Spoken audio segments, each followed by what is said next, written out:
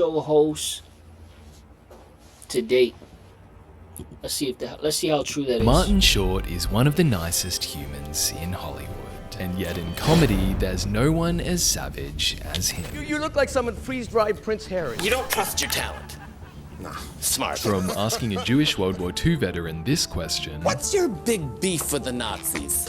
What's my big beef? to roasting Jimmy Fallon. To me, your comedy is like crypto. I don't understand it, but I admire it. Short built his career by thoughtfully provoking the sensitivities of celebrities, often teasing their inflated egos. What is so intriguing about your career? Because I've seen the real and I don't know if I get it. It's just there's a lot of levels happening here. There's a lot of levels. Yeah. Could you name one? These are the many victims of Martin Short. Give me one of those levels. Give me one of those hypothetical Well, I was levels. always fascinated by morons with power. In 1999, after observing how some talk show hosts mistreat their staff, Marty has an idea for a character. You flip around daytime television and there's a person with a show. They've got assistants, and that assistant's sweating because their tuna fish sandwich was late. And It's more than an SUV. It's your Chevy Equinox with advanced safety features. We're here in the wing Hey, capital it of the does world say a lot to see about what a local person experts that has think that kind of Purdue power air fryer ready and how they crispy treat wings. even the smallest person that What kind gets of the tuna tuna fish sandwich is for them. And from this inspiration, It says a lot, Jiminy bro. Glick is born. Look at these piercing blue eyes. Yes. That's like having Paul Newman back. It really is. Without being burdened with all that masculinity, the baggage that Newman carries. Glick's voice, which shifts from very high No. to very low, That must be groundbreaking. is inspired by an old neighbor of if Marty's. you stayed off his lawn all year, he owned a movie theater, then he'd let you go to the movie theater for free. And so I just, you remember that voice. And Yeah. Glick's prosthetics are inspired by a bee sting scene. And when we shot that day, I remember everyone said, boy, I cannot see your face in that makeup. So I thought, oh, then we'll do a heavy makeup. When Primetime Glick airs in 2001, the result is carnage. Look at you. Look at you. So your suit didn't arrive. There's so much I want to ask you, and yet part of me's not that interested. Short often starts an interview by getting the guest's name wrong. Ladies and gentlemen, the wonderful Vanilla Ice. Thank you for being here. He then knows nothing about them or has little interest. In the case of Jimmy Fallon, satirizing a superficial talk show host while talking to a superficial talk show host. I want to know about your journey. I want to know about how Jimmy Fallon got to where he is. But not too much detail because I don't actually care. To take the persona further, Glick interrupts his guests to accept phone calls. Hello? This is private. You just want me to go? Well, it's private. Okay. Well, that means leaving. However, Glick's sharpest lines are his improvised roasts, which often undermine his guests' talent. I never went to formal acting school. No. And you've made so many films. When are you going to do the big one? What do you mean, big one? Something that clicks with the Something public. that clicks with the public. Yeah. I'd love to see it because I think you're good. Or provoke the guest using a sensitive topic. Do you think there's any relationship between the size of someone's foot and the size of someone's ding-dong? What do you say, little toes? What's your theory? You're just next door to Ape, aren't you? I mean,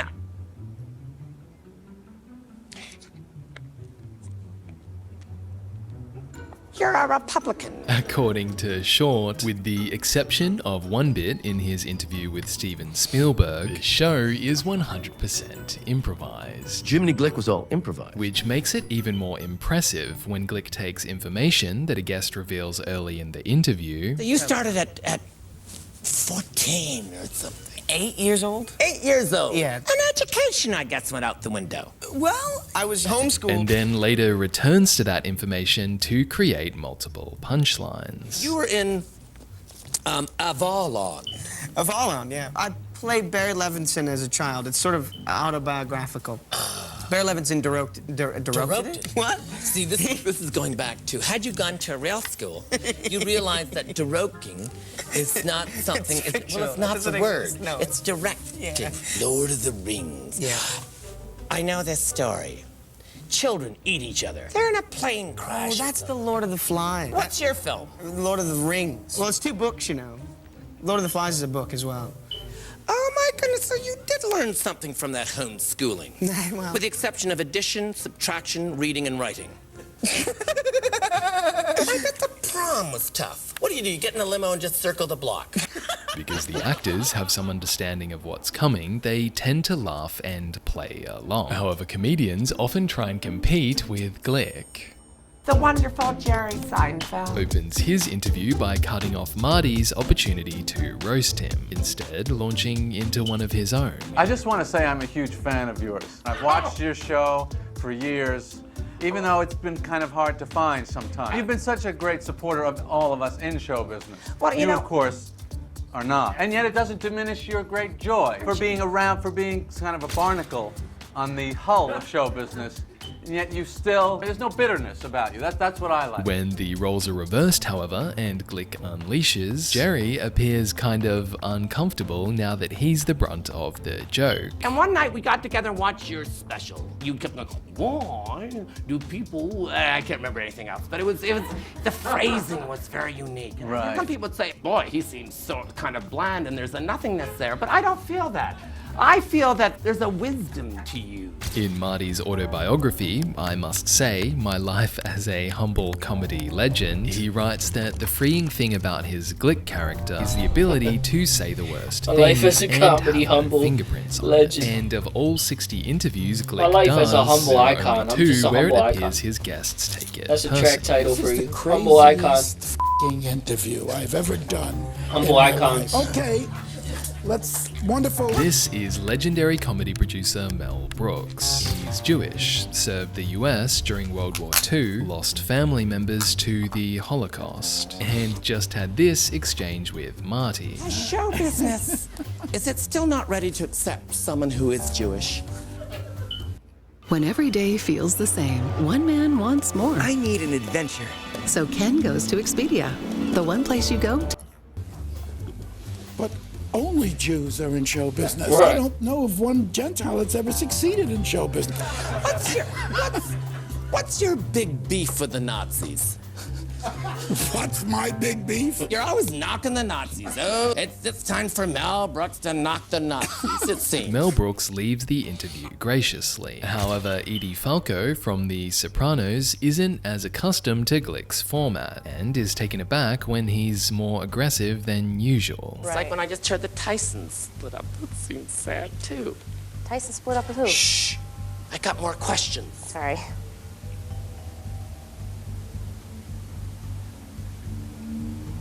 If you keep interrupting me when I have more questions, how could I possibly double task? I'm sorry. You expect too much from me, girl. I don't mean to get heavy, but that's wrong. After the interview, Edie told Short she was really thrown because being shushed was her Achilles heel as a kid, so Short made amends with her. However, in his own childhood, being roasted was a simple fact of life. My dad was very sarcastic. And when I started doing Jiminy Glick, I realized that I was also channeling his thing. And everyone was funny in my family. I was the youngest, so it was almost like trickle-down funny. And when you're met with fire early, Marty writes, you develop a certain Teflon quality. Everyone is mean to each other and insult each other. And of course, if you weren't the brunt of it, you found it hilarious. But that's love. Yeah, That is. I know. As a kid, Marty performs shows for his family. I had a full fantasy. And I would sing an opening, and then I'd click and I'd hit applause. However, at age 12, reality shows up. I was 12 and he was 26. And he was in a car accident and it devastated our family. Devastated our family. In 1962, Marty loses his oldest brother, David, to a car crash. 6 years later, on Valentine's Day, he loses his mother to cancer. And 2 years after that, on his brother's wedding day, he loses his father to a stroke. I was 20 years old and parentless, Marty writes. So he quits performing. And then I went into pre-meds for 2 years and realized this is a mistake. So I switched to social work and then had more time to do theater in university and left an act. And I thought, I will give myself 1 year. And if I don't make a living in 1 year, then I will go back to school and accept it. Marty's first jobs are commercials.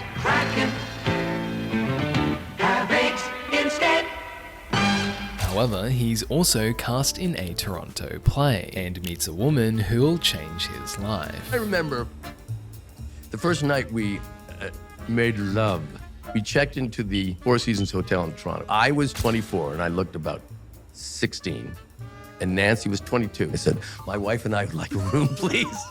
And the guy behind the desk burst out laughing.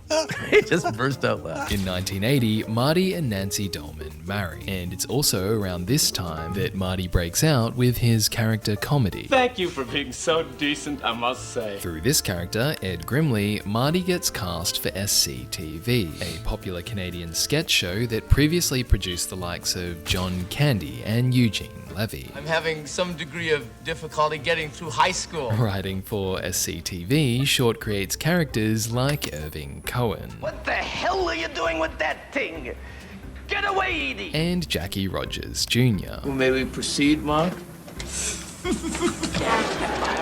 characters get him headhunted by SNL, which hires Marty on a one-year contract to help revive its falling ratings. You don't think I know that? It's so funny that you don't think I know that. Why would you think I know that? On SNL, Marty introduces Nathan Thurm, a lying, chain-smoking lawyer inspired by Richard Nixon. I would always put glycerin on the top of my lip, which reminded me of Richard Nixon, because to me there was nothing funnier than when Nixon looked into the camera of America and said, I don't know where those 18 minutes went. People have got to know whether or not their president's a crook. Well, I'm not a crook. You knew he was lying. He knew we knew he was lying. But no, it's not mentioned. That, I think, is fun. I'm not denying everything. You're the one who's denying everything. Through his work on SNL, Marty's career explodes. He books movies like Inner Space, Clifford, and Father of the Bride. Uh-oh, I bring the wrong cooler thread. I said you'd be wearing a block tuxedo. And then later, voice roles like the Cat in the Hat. I know for a fact, and I promise it's true, there really is nothing that you two can't do. I love animation because you can do it in your underwear, as opposed to this show where I never wear underwear. However, at the peak of Marty's mainstream career, his world once again is upended. She had ovarian cancer. I mean, it was a 3-year illness but she was ill for 6 months.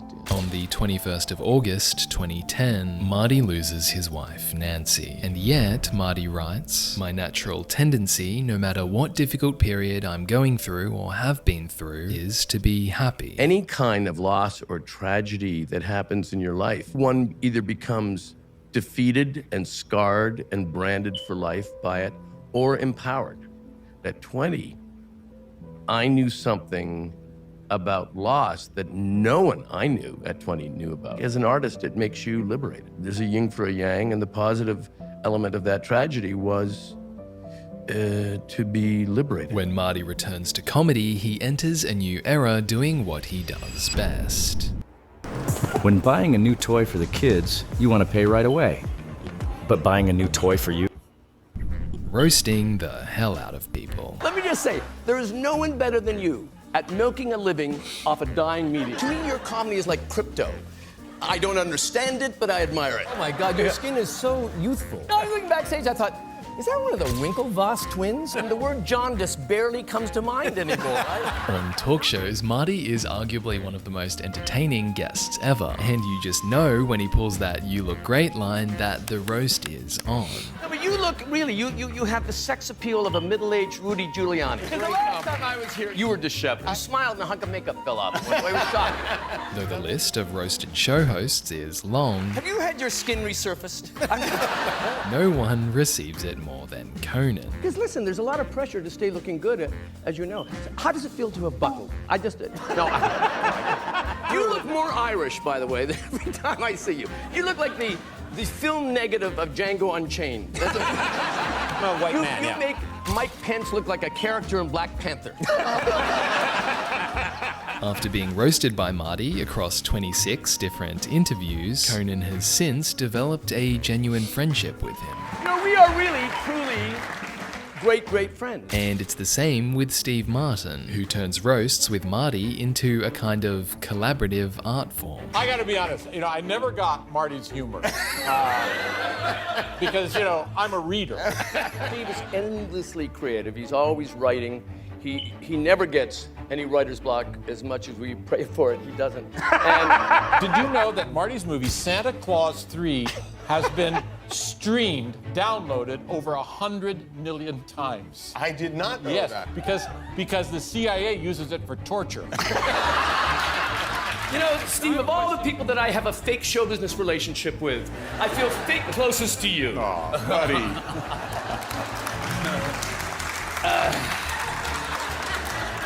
For Marty, love and roasting often go hand in hand, and he is living proof that pain, no matter how tragic, is best survived with humor. because it is so absurd that these perfect lives will end one day, and that tragedy exists. There is a reason that the two masks are comedy and tragedy. And I think comedy has saved my life endlessly. Endlessly. Yeah. If you liked this, you'll love Martin Short's segment in my video on improv that launched careers. Best served with cold cuts. What? Best served cold. In the comment section, tell me if you know where that's from. If you do, that's a good thing. I don't know what to tell you. I can't give you anything. Now, if you would have showed up and been on the live stream in this very moment and then wrote it in the chat, then I could have blessed you with something. Best served for cold cuts. That's just good writing. I mean, how is that not your favorite show? Best served with cold cuts. It's best served cold. What? That's what I said. He's always right. T's always right. That's what I said. Okay, T. That's what you said. You gotta love those kind of genuine friendships. Freships? Best served fresh. Best served cold. You gotta love those kind of friendships, Steve and Marty. Marty's been through a lot.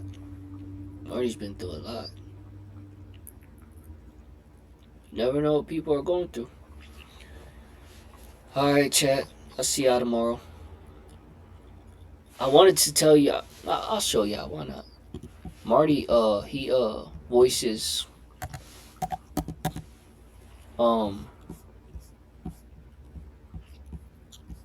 he voices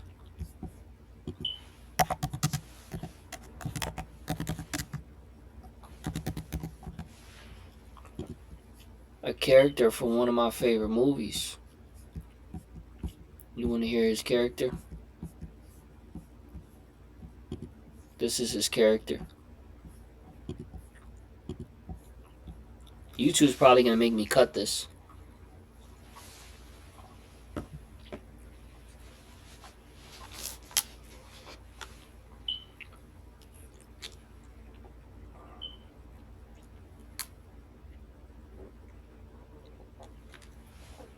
Marty has a distinct voice. It's good for voiceover acting. He's got a list of voiceover acting. But every time I hear his voice, I think of Ben.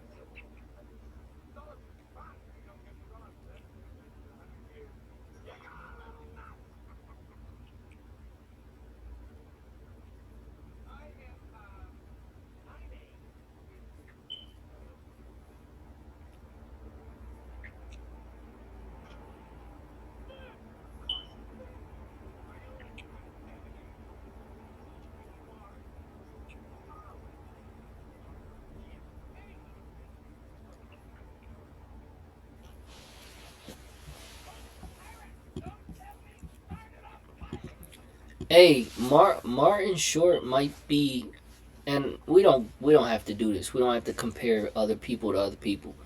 People helping people. But Martin Short is somewhat similar to, the way Robin Williams was, rest in peace. You know how he was off the cuff. He would freestyle out of his commentary, jokes, whatever it is. He'd give you 5 different characters and 4 different voices, all in the same setting, all in the same sitting. It's interesting. I never even really thought, when I see Martin Short, I never really thought of Robin Williams until kind of right now. How he could throw his voice 1 second and then sound like a completely different person the next. Y'all ever seen this movie?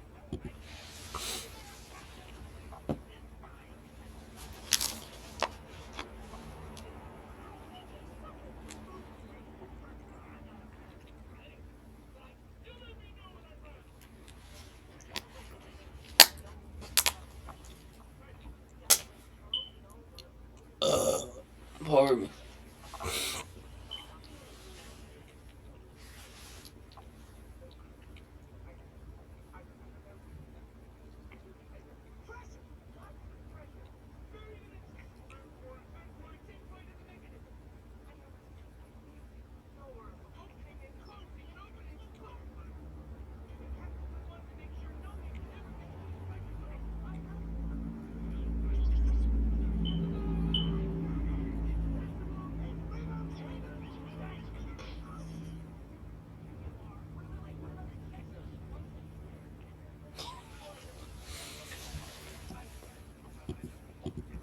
I want to say Larry.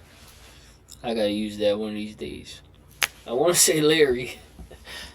Bro is an idiot. It ain't his fault. He done snatched his missing piece. Alright, chat. I'll see y'all tomorrow. Get out. I want to say Larry.